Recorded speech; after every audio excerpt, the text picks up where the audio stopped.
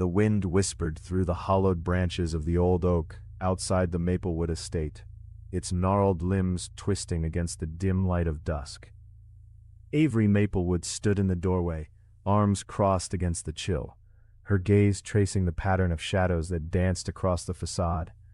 The house had been quiet since her father's passing 3 days ago, the silence pressing heavily upon her chest. Nestled in a corner of the distressed attic, she had discovered a stack of brittle letters, yellow with age, that hinted at a chilling family history. Each letter spoke of tragedy, families torn apart and lives snuffed out too soon. It began with her great-great-grandfather, a man known for his secrecy, accused by whispering villagers of summoning dark forces in the very woods surrounding their home. According to the letters, each generation suffered a loss, unexpected, tragic, and always during the first bloom of spring.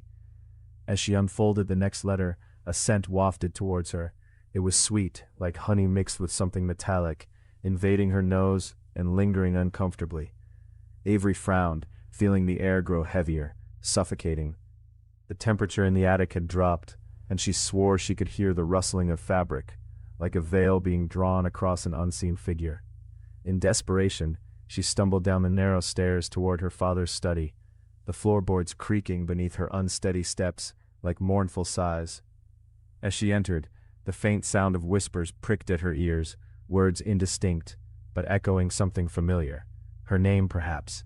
Her fingers trembled as she switched on the lamp, and the flickering light revealed a collection of objects, old photographs, an ancient-looking dagger, and a tarnished mirror, its surface fogged over as if exhaling the weight of hidden secrets.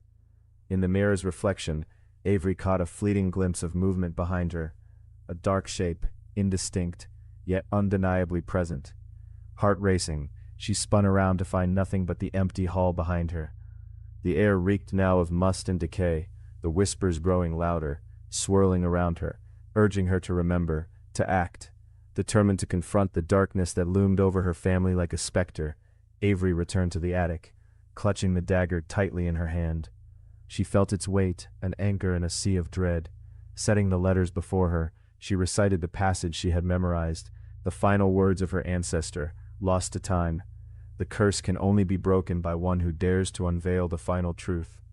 The walls seemed to pulse around her, and the chill deepened as the letters glowed faintly, illuminating her face with an ethereal light. In that moment, the whispers coalesced into a singular voice, dark and ancient. One must pay the price. Suddenly the air crackled with energy.